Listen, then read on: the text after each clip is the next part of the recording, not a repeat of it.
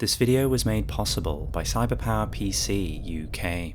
Miquella and Malenia are both the children of a single god, but suffered afflictions from birth. One was cursed with eternal childhood, and the other harboured rot within. In the age of the Elden Ring and Queen Manica, the precious Empyrean was born.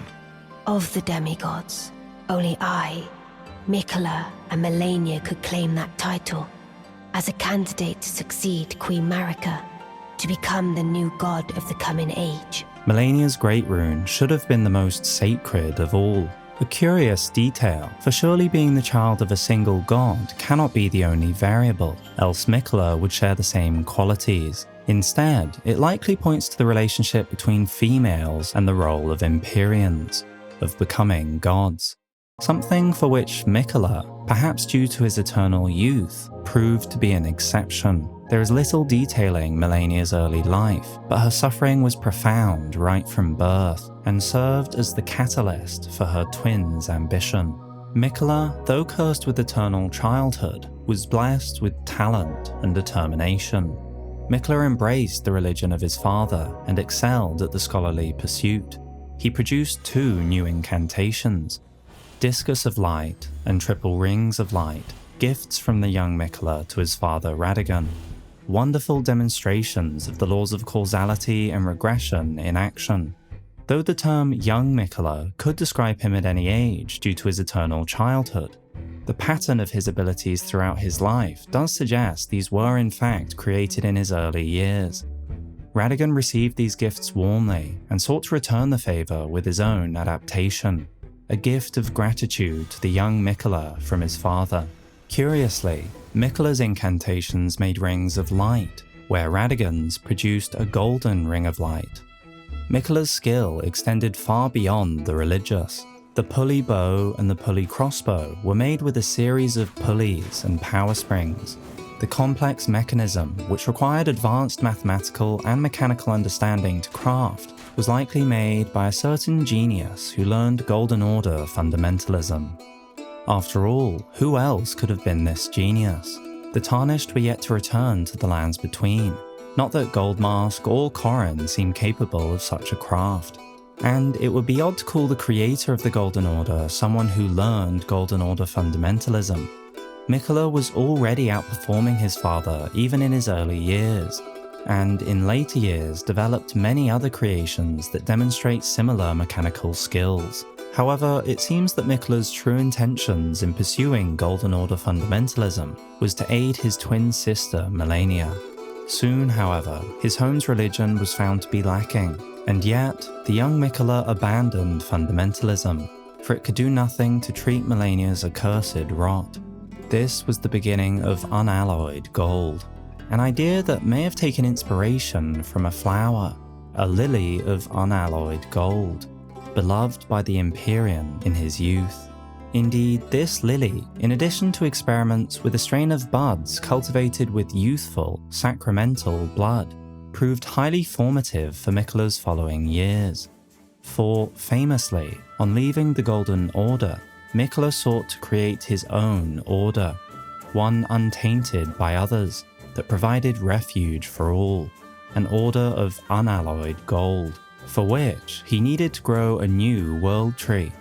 Miquella, inspired by the sacramental bud, applied this theory on a much grander scale. He sought to water a sapling with his own blood and create his own holy tree.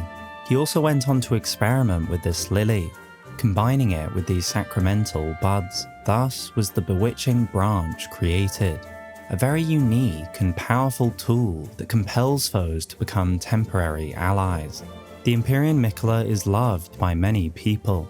Indeed, he has learned very well to compel such affection. And when using the bewitching branch, a unique sigil is displayed that helps to date this technique, the mark of the Haligtree, Miquella's own world tree grown from a sapling. The same sigil is also found within the Ash of War of the Golden Epitaph, a sword made to commemorate the death of Godwyn the Golden. As such, the Haligtree was established in this early period of the Golden Order, before the Night of Black Knives. Thus, Miquella first experimented with the sacramental buds, which may have partly inspired the creation of the Haligtree, and then at a later point he developed the Bewitching Branch. As such, Miquella clearly continued to experiment and research options to aid his work while cultivating his world tree. One such passion may have even been the phenomenon of sleep, the domain of a somewhat hidden character, Saint Trina. The carvings depict Saint Trina, but in adult form, somewhat unnervingly. What could make an adult form unnerving, unless the individual yet remained a child? Plus, sleep is a theme which softly pervades Miquella's history, from Malenia to the Albinaurics, and perhaps even to his journey retracing Marika's footsteps. And those who witnessed such powers were, like many who knew Miquella, utterly captivated. After all, the allure of sleep is similarly magnetic to Miquella's own power. Sweet dreams. While sleep was never widely established, there was a society built around this purple power that persists to the current day. Priests of Saint Trina used these arrows to spread their teachings. Though the Haligtree ultimately failed, Miquella's aim was to create a new Erdtree. He watered it with his own abundant blood, dreaming of creating a new order that welcomed all walks of life to lessen the suffering he saw across the land. Who is it that Miquella shall bless, if not the low and the meek? And yet, Miquella took inspiration from this same broken land, only trying to recreate it. He sought to create a second Erdtree, not something entirely new. He sought metamorphosis, rebirth, both of himself within the Haligtree later, and of the Albinaurics that made it into his haven. Weapon designs were not original, and even his buildings were heavily inspired by pre-existing ones. Nonetheless, when and how the Haligtree failed remains unclear. Perhaps Malenia's rot proved too strong as it infested the trunk. Perhaps Miquella being taken prematurely by Mog left the Haligtree without support. In the current day, the Haligtree is bursting from the brace built to support it. There are in fact two trunks. The primary trunk is now hollow, and instead it is an offshoot that has continued to grow. A warped amalgamation of branches that pales in comparison to the Erdtree. Now, with the Haligtree misshapen, this wondrous rendition is a fleeting fantasy. Ivory became a symbol of the Haligtree and its haven. The foot soldiers wear a shawl in the colour of ivory, and aged Albinaurics carry a sickle fashioned from ivory, which serve as evidence of their dedication to the Haligtree, despite never having entered its presence. Loretta, once a royal Carian knight, went on a journey in search of a haven for Albinaurics, and determined that the Haligtree was their best chance for eventual salvation. Though Loretta later changed her allegiance to Miquella, illustrated by how her weapon's blue glintstone has been replaced with unalloyed gold, and her present-day station, it seems that the Carians were at least on good terms with Miquella. For though Miquella's society failed to reach his vision, and thus this weapon was never given to a knight, the sword of Miquella had a design modelled after those carried by Carian knights. Indeed, this connection may hint that Miquella worked with Ranni for a time. Both share distrust of the Golden Order, and both show interest in celestial movements. Ranni in her fate and Age of the Stars, and Miquella in the Eclipse. Then there are the assassins at Ordina. It is certainly an interesting period for the experimental young Empyrean. It is certainly interesting that the Haligtree was formed before the Knight of Black Knives, as shown by the Golden Epitaph's sigil, since this suggests that Radagon and Marika supported the endeavour, even while their order remained under control. Perhaps they even lent their aid. Meanwhile, Miquella continued to develop methods to ease his twin sister's suffering. Golden prosthesis, once used by the one-armed Valkyrie, a masterwork of craftsmanship. Golden may implied he developed this before he abandoned the Golden Order, since it is not specifically unalloyed. But either way, he continued to hone his craft such that his sister could use two arms, blade built into Malenia's prosthetic arm.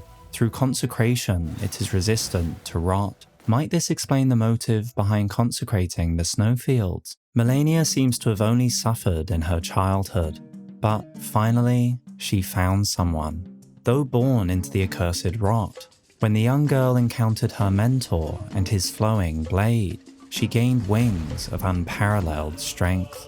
Though young, Malenia had fully grown up at this point, as illustrated by the heirloom's depiction. Perhaps their swords are straight here to illustrate the use of training swords, since, given the similarities between Malenia's technique and that of the strong attack of the flowing curved sword, it seems Malenia found a master, someone who had sealed the god of rot itself, who was also blind, and who knew best how to curb her plight. The art of allowing one's opponent to strike so as to leave them vulnerable to a well-timed reply. Malenia was a prodigy despite her suffering. Or perhaps it was because of this suffering that drove her to fight no matter what, to push through. Something that is made clear by her Great Rune, whose blessing reduces the healing power of Flask of Crimson Tears. An objectively negative Great Rune thanks to her Curse of Rot. And yet, due to the infusion of Malenia's Spirit of Resistance, attacks made immediately after receiving damage will partially recover HP.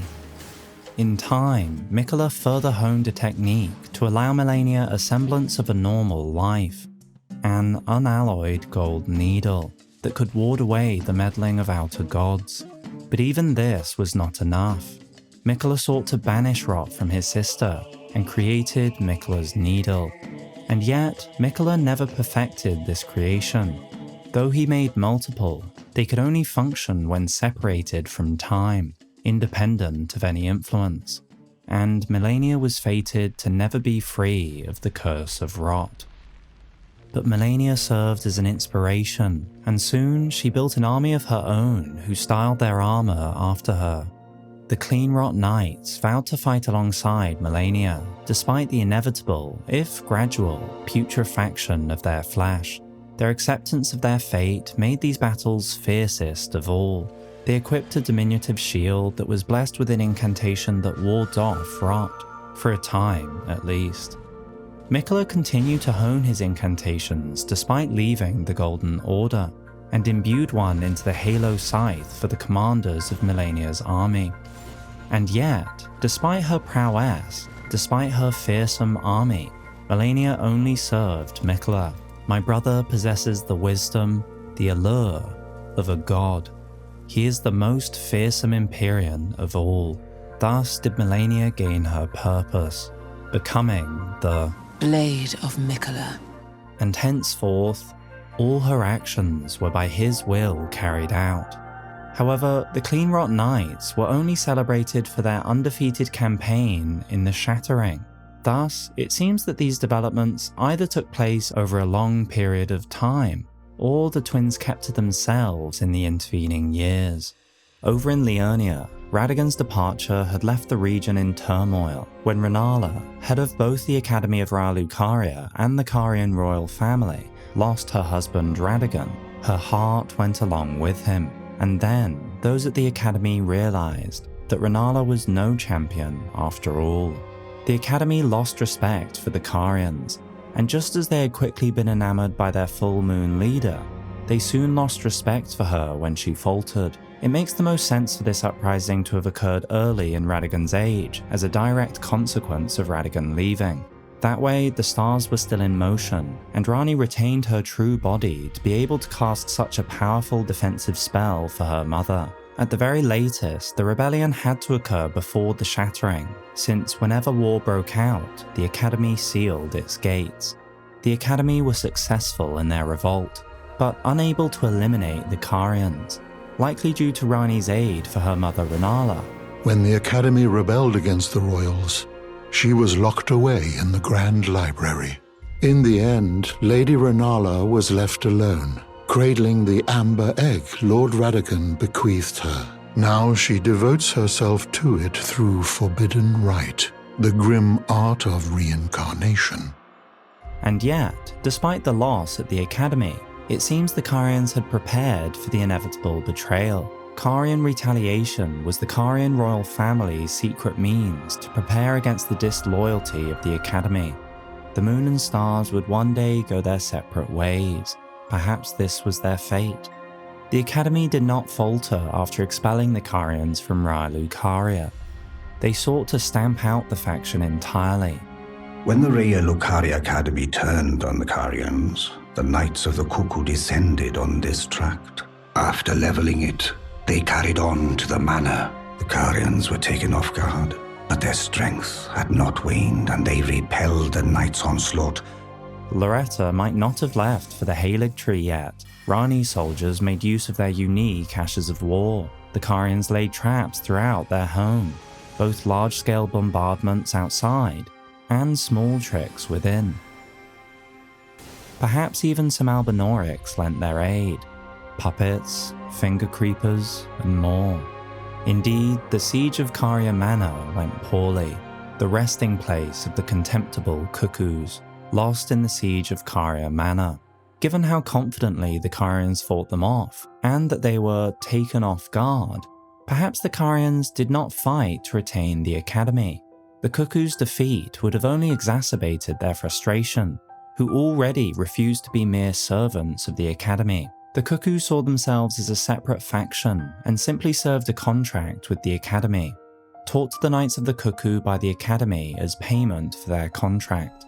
Interestingly, it seems the Academy, though it sought independence from the Carians, did not break off ties with the Golden Order, for, as previously established, the Academy sought to erase their now heretical acts of creating life, the Albinorics. Lucaria was not attacked during the Shattering, and were happy to let armies walk through their lands. Perhaps the Carian Knight's shield hints at this alliance remaining strong. Excels when facing magic or holy attacks. Just who were these knights preparing to fight? This change of rule likely marks a shift in various beliefs. Seeing the moon as equal to the stars was now deemed heresy. The relations to demi-humans were soon revoked, sneered at by fools in the Academy. Perhaps it was then that the Grandmasters Azure and Lusat were driven from the Academy, since now the primeval current is a forbidden tradition of glintstone sorcery. Sellen too was around during this time, who had Azure as her first teacher. Jaren denotes her as an enemy of Caria, something that would be very non-specific after the denouncement of the Carians by the Academy. Thus, either Sellen was exiled during Carian rule as a graven witch. The toothless pedantry peddled by the Carian royal family can rot for all I care. Or, perhaps this suggests that Sellen undertook more direct actions against the Carians, and serves as a subtle hint to Sellen's part in the Academy's rebellion. Of course, if this was the case, Sellen would later also end up exiled from the Academy, as a reviled, apostate witch, leaving her vulnerable. Given Radagon's abandonment, Rennala's mental state, Radahn's later allegiance to the Golden Order, and Rykard's station in Mount Gelmir, it seems only Ranni managed to fight for the Carian cause. A sad contrast to the previously happy family, and likely another formative period for Ranni's brewing contempt of the age. Radahn's early years mark a time of earnest learning, specifically of gravity sorceries, a gravitational technique studied by the young Radahn. His master was an alabaster lord with skin of stone. It is unclear if this lord was given a choice in this tutelage, but Radahn was a respectful student nonetheless, thanking his teacher at his education's completion. Radahn stands as a remarkably curious character throughout history. He is called the mightiest hero of the demigods, and yet there is only one event he is known for until the Shattering, the Starscourge Conflict, an act that proves to be of utmost importance for a wide range of factions, the Nox, the Carians, and even blocks the Tarnished's progression in the present day. However, there is conflicting information surrounding Radahn's motivations during this period. On the one hand, the Red Lion General wielded gravitational powers which he learned in Sellia, all so he would never have to abandon his beloved but scrawny steed.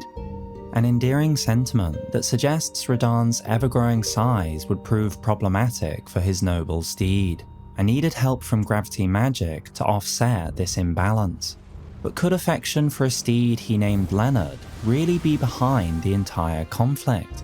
When Radahn completes his training, he says, "Now I can challenge the stars." Not only does he not reference his steed, but he seems to be planning for what became the Starscourge Conflict. Then, to add to the mix is that the result of the event, arresting the cycles of the stars and halting the flow of fate, is said to have been fettered by the Golden Order. And so, one thing becomes clear. The true reason for the conflict has been hidden from view, obscured through various contradicting means to leave no clear answer. Perhaps Radahn was simply doing it for his horse, and everything else was just a side product. However, is it not curious that Radahn learnt his gravity magic in Sellia? Sellia is not known for gravity magic, but night sorceries. He was also taught by an Alabaster Lord, a fitting choice, except they are again unrelated to Sellia historically. Surely Radahn could have easily learnt back in his home region, or at the capital if he had already aligned with the Erdtree. Instead, he was specifically placed in Sellia. With that in mind, listen to the wording of the Sword Monument. Radahn alone holds Sellia secure, and stands tall to shatter the stars. Does this phrasing not suggest Radahn held Sellia secure as an ongoing act, and then stood tall with the future aim of shattering the stars? That is to say, keeping Sellia secure and shattering the stars are not the same act. There is forethought in Radahn's actions, in his placement in Sellia, in specifically learning gravity magic that counters the stars so well. The fate once writ in the night skies had been fettered by the Golden Order.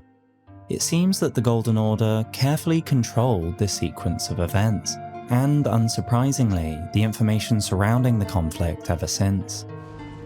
Whether Radahn acted knowingly or was falsely guided is unclear. He could have genuinely believed he primarily learnt for his horse, and yet be directed for greater schemes in the meantime. Nonetheless, the revelation that the Golden Order was behind the Starscourge conflict allows the rest to fall into place. Sellia was incorporated into the Erdtree Empire by Godfrey during his campaign, illustrated by the large statue looking over the town. They were spared for betraying their own and informing the Erdtree faction about the rebellious intentions of the Nox. But this made Sellia a target. The turncoats deserved retribution. As such, it needed defenders. Though the details surrounding the Starscourge conflict remain unclear, it seems that Radahn defended Sellia through two means. One in standard combat, holding Sellia secure, and the second in shattering the stars themselves. Radahn confronted the falling stars alone, and thus did he crush them, his conquest sealing the very fate of the stars. This does raise the question, could the vengeful Nox have been using the stars to enact their revenge? It would certainly be poetic, given how later a malformed star once destroyed an eternal city and took away their sky.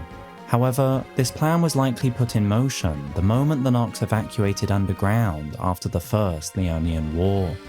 For though they were defeated, the Nox yet retained a most dangerous tool, which, importantly, cannot be wielded by those without a fate.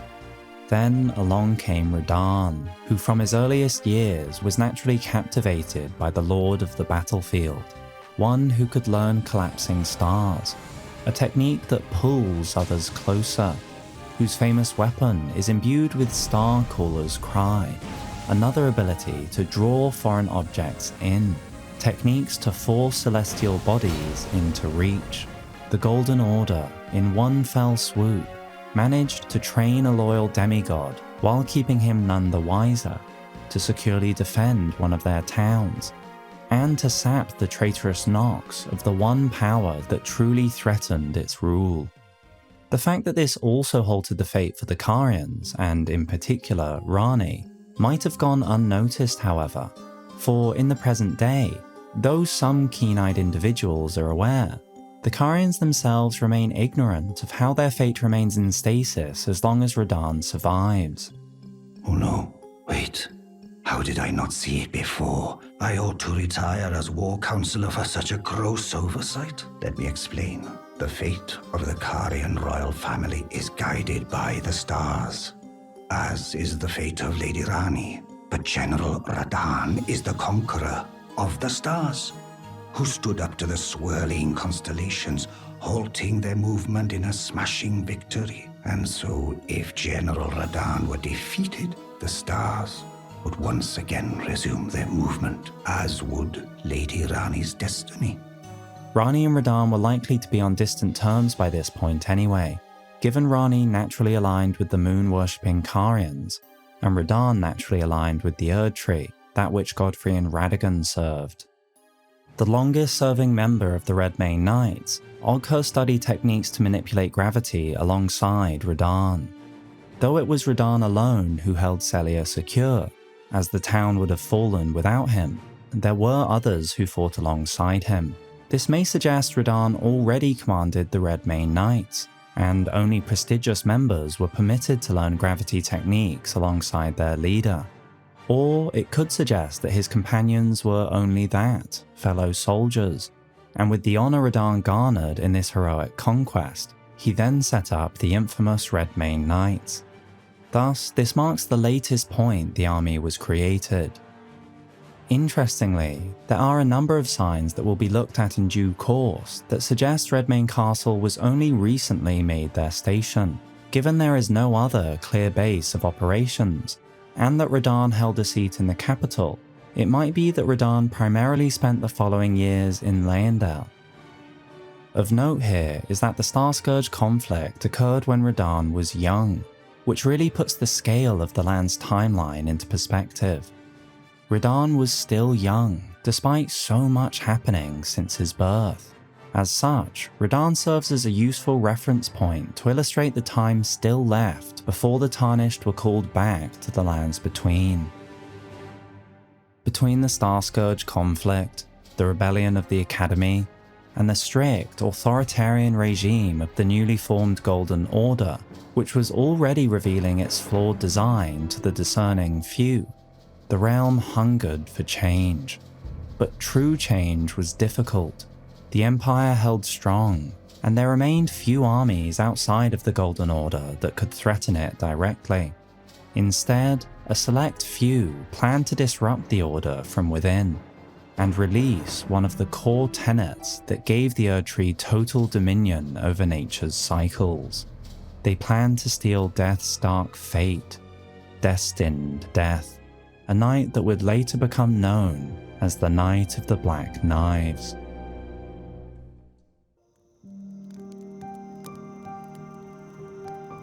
Thank you for joining for this episode on the timeline of Elden Ring. For more, consider supporting the channel and get early access to upcoming releases. You can also have your own theories featured in video format on the channel, or even get access to new Lore Before Bed videos ad-free for less than $1. Your support makes content like this possible, so thank you.